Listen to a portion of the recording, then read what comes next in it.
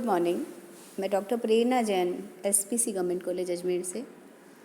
हम एक बहुत ही इम्पॉर्टेंट चैप्टर लगातार पिछले 5 लेक्चर में डिस्कस कर चुके हैं, budgeting for profit planning and control. कि बजट क्या होता है, बजटिंग क्या होता है, बजटरी कंट्रोल क्या होता है। वेरियस बजट्स में से फंक्शनल बजट्स हम बनाना सीख चुके हैं, जिसके अंदर हमने sales budget, purchase budget, production budget और जितने भी कोस्ट से रिलेटेड बजट है उनके बारे में देखा। उसके बाद लास्ट लेक्चर में हमने देखा कि मास्टर बजट होता है, जो सारे फंक्शनल बजट्स का एक तरह से समराइज बजट होता है।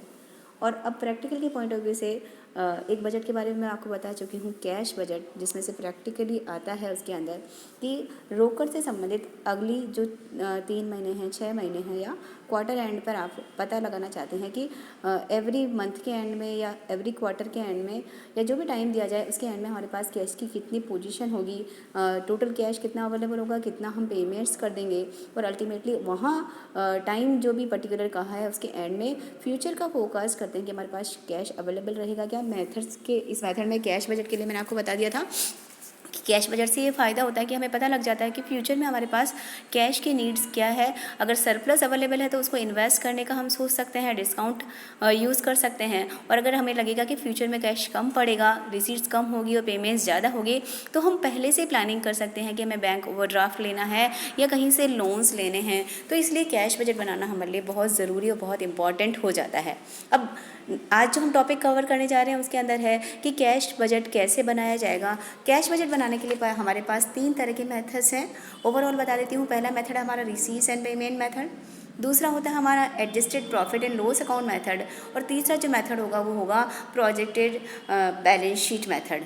अभी हम कवर करेंगे receipt and payment method. Simply मतलब कुल मिला के फ्यूचर का फोरकास्ट करना है। बाकी जैसे हम एक तरह से कैश बुक बनाते हैं थोड़ा वैसा ही कि ओपनिंग जो हमारा कैश बैलेंस होगा उस ओपनिंग कैश बैलेंस में क्या करेंगे, सारी की सारी कैश रिसीट्स, जिन जिन भी सोर्सेज से कैश आएगा वो सारी कैश रिसीट्स होगी। तो कैश रिसीट्स को हम क्या करेंगे, जो ओपनिंग बैलेंस होगा उसके अंदर ऐड कर दीजिए और उसके बाद उस पर्टिकुलर पीरियड में आपने क्या क्या पेमेंट करना है, वो जितने भी पेमेंट होने हैं उन पेमेंट्स को हम यहाँ घटा देंगे। अब यहाँ बात ध्यान रखनी है कि हमें जैसे प्रॉफिट एंड लॉस अकाउंट में लेते हैं हम एडजस्टेड करते हैं या एक्रूवल्स का एडजस्टमेंट करते हैं, वो हमें यहाँ नहीं करना है क्योंकि कैश बजट में सिर्फ मूवमेंट ऑफ कैश देखना है। आउटस्टैंडिंग है, प्रीपेड है, अक्रूड है या अनअर्न्ड है, ये सारे एडजस्टमेंट्स नहीं होंगे। सिर्फ कैश का फ्लो देखना है, जैसे कैश फ्लो स्टेटमेंट बनाते हैं वैसा ही कि कैश का फ्लो कितना होगा यानी रिसीट्स कितनी होगी वो ऐड कर दीजिए और क्या क्या आप पेमेंट्स करेंगे वो सारे के सारे एंटिसिपेटेड कैश रिसीट्स ऐड होगी और जितने भी एक्सपेक्टेड कैश पेमेंट्स होंगे वहाँ पर हम लेस कर देंगे। तो उस पर्टिकुलर पीरियड एंड पर हमारा कैश का बैलेंस हमें पता लग जाता है कि उस पर्टिकुलर पीरियड के एंड में हमारे पास कैश कितना होगा। नेक्स्ट पीरियड, उसके जस्ट वाला पीरियड आपको शुरू करना है तो वो हमारा उसका नेक्स्ट पीरियड का वो ओपनिंग बैलेंस हो जाता है। फिर उस पीरियड का रिसीट्स को ऐड कीजिए और पेमेंट्स को आप माइनस कर दीजिए। नॉर्मली कैश रिसीट्स की जब हम बात करें तो रिसीट्स में क्या क्या हो जाएगा, जैसे ओपनिंग बैलेंस तो आप लेंगे ही सही। अब नॉर्मली हमारे पास जो कैश आता है वो कैश सेल्स से आ सकता है या अगर आपने उधार माल बेच रखा था, अब वो इस पीरियड में पैसा आ रहा है तो रिसीट फ्रॉम डेटर्स हो सकता है, या अगर बीआर आपको मिले हुए हैं तो बीआर्स की अगर पैसा रिकवर हो जाता है तो रिसीट्स फ्रॉम बिल्स रिसीवेबल्स हो सकती है। अगर आप लोन लेते हैं या एडवांसेज लेते हैं तो वो पैसा आपके पास आ सकता है, आपको डिविडेंड के रूप में पैसा मिल सकता है। अगर किसी फिक्स असेट को अगर आप सेल करते हैं तो फिक्स असेट को सेल करने पर भी आपको रिसीट्स हो सकती है या और कोई सन्ड्री रिसीट्स आपकी हो सकती है। तो नॉर्मली इस तरह से ये सारी रिसीट्स होगी जो हमें ओपनिंग कैश बैलेंस में ऐड कर देनी होगी और फिर उसके अंदर बजटेड पीरियड में हम क्या क्या पेमेंट्स करेंगे उनको लेस कर देंगे। नॉर्मल जो पेमेंट्स हमें कहे जाते हैं एक जो जनरल बिजनेस के लिए वो होते हैं कि अगर आपने माल खरीदा है नगद में तो उसका पेमेंट करेंगे। पिछली अवधि में आपने उधार माल खरीदा था, अब इस पीरियड में जिसका हम एंटिसिपेशन कर रहे हैं, जिसका हम फोरकास्ट कर रहे हैं, उसमें अगर आप पेमेंट करते हैं तो पेमेंट टू क्रेडिटर्स हो सकता है या पेमेंट ऑफ बिल्स पेबल्स हो सकता है, राइट। तो ये पेमेंट हो जाएंगे जो माल से संबंधित होंगे। अब उसके बाद हमें क्या करना पड़ेगा, अपने वर्कर्स को पेमेंट करना पड़ेगा या हमारे जितने भी लाइबिलिटीज़ हैं दूसरी उनका पेमेंट करना पड़ेगा। तो payment of salary, payment of wage या payment of any other routine expenses आपके आ सकता है। अगर आपने लोन ले रखा था, अगर इसका रिफ़ंड करते हैं तो रिफ़ंड भी आप माइनस कर देंगे। जैसे इंटरेस्ट और डिविडेंड आपको मिलता है वैसे अगर आप अपनी फर्म के लिए या आप किसी को ब्याज चुकाते हैं या डिविडेंड का भुगतान करते हैं तो उसे भी लेस कर दीजिए।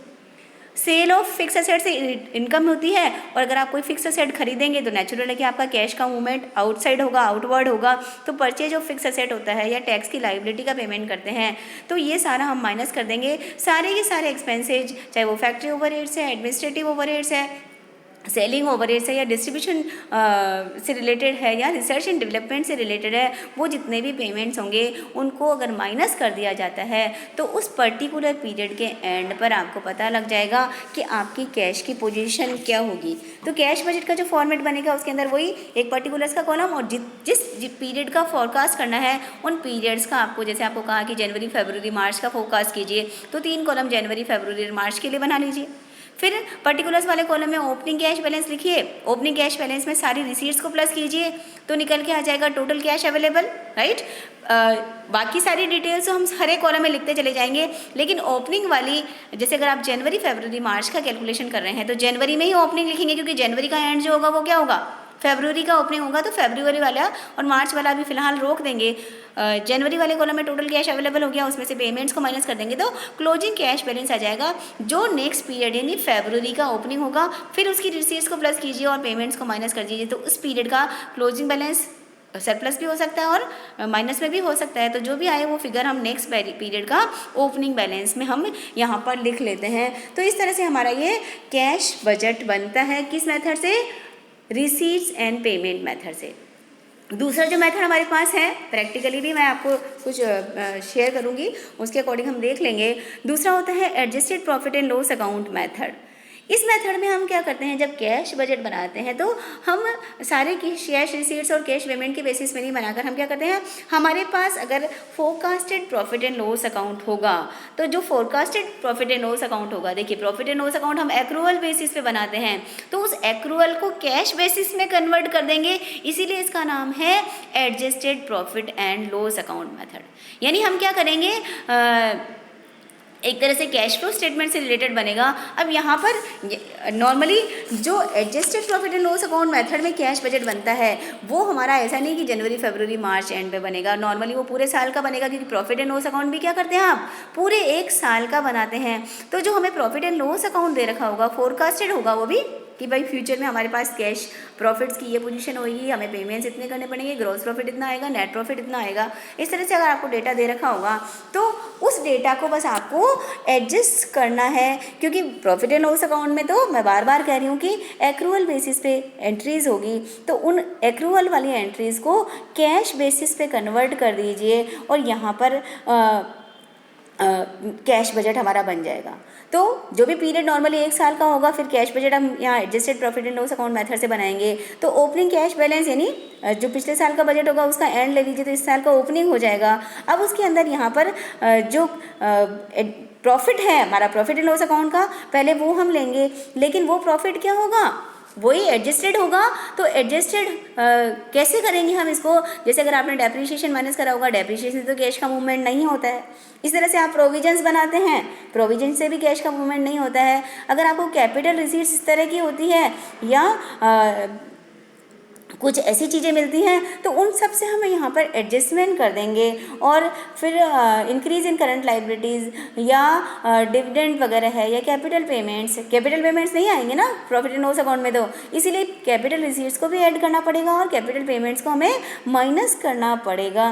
तो ये सारा एडजस्ट कर देंगे तो वो कैश बजट किस में प्रॉफिट एंड लॉस अकाउंट किस में कन्वर्ट हो जाता है, एक तरह से कैश बजट में या cash profit and loss account में कन्वर्ट हो जाता है। ओपनिंग कैश के बैलेंस में इसको ऐड कर दीजिए और जितने भी पेमेंट्स आपने करे हैं उनको माइनस कर दीजिए, तो क्लोजिंग कैश बैलेंस आ जाता है।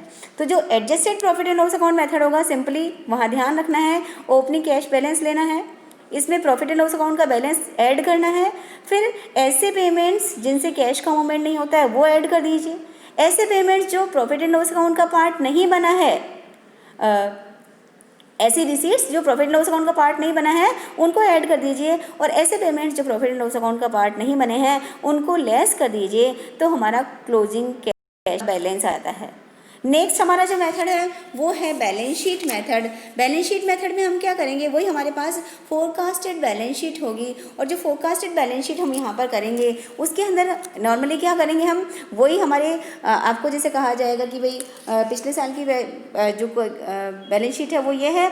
अब इस बैलेंस शीट में हम ये करते हैं कि कुछ कुछ चेंजेज ऐसे होंगे, हम ये प्लांट को बेच देंगे या फर्नीचर खरीद लेंगे या डेटर्स को पेमेंट कर देंगे या क्रेडिटर्स को पेमेंट कर देंगे और डेटर्स से पेमेंट रिसीव कर लेंगे।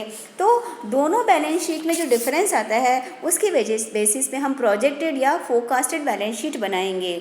यहाँ पर share capital, profit and loss account, debentures, depreciation से रिलेटेड, क्रेडिटर से रिलेटेड बैलेंस शीट की सारी एंट्रीज पिछले बैलेंस शीट से अगली बैलेंस शीट में जो चेंजेज होने हैं वो सारा आप यहाँ पर लिख देंगे। तो अल्टीमेटली जो बचेगा वो कैश और बैंक का बैलेंसिंग फिगर होगा, राइट। यानी शेयर कैपिटल पिछले साल आपकी 60,000 की थी, आपने कहा कि हम 25,000 के शेयर्स और इशू करेंगे, तो जैसे आप शो कर देंगे 85,000 रुपीज़। पिछले साल हमने 10,000 का प्रॉफिट कमाया, 5,000 का प्रॉफिट और अर्न करेंगे हम इस साल का, तो 15,000 हो गया। डिबेंचर्स को पेमेंट कर दिया तो माइनस करके रिमेनिंग डिबेंचर्स लिख दीजिए। इस तरह से अगर आपने मशीनरी का बैलेंस निकाल लेना है, इन्वेस्टमेंट वगैरह है तो उसका बैलेंस निकाल लेना है, स्टॉक है, डेटर्स है, बिल्स रिसीवेबल्स है, बिल्स पेएबल्स है, इन सबको बैलेंस शीट के फॉर्मेट में, आप बरसों से बैलेंस शीट बनाते आ रहे हैं 12th क्लास से, तो बैलेंस शीट का नॉर्मल फॉर्मेट बना लीजिए। और सब कुछ लिखने के बाद क्रेडिट साइड मतलब सॉरी जो हमारा कैपिटल लाइबिलिटी साइड है उसके टोटल में से असेट साइड्स का टोटल माइनस कर देंगे, तो जो बैलेंस बच जाता है वो हमारा कैश बैलेंस हो जाएगा। उल्टा भी हो सकता है, असेट साइड का टोटल ज़्यादा हो सकता है और लाइबिलिटी साइड का टोटल कम हो सकता है, तो फिर ये हमारा एक तरह से बैंक ओवरड्राफ्ट शो होगा जो लाइबिलिटी साइड में आपको लिखना होगा। तो इस तरह से हम रिसीट एंड पेमेंट मेथड से, adjusted balance profit and loss account method से और बैलेंस शीट या प्रोजेक्टेड बैलेंस शीट मेथड से हम कैश बजट बनाते हैं। Thank you.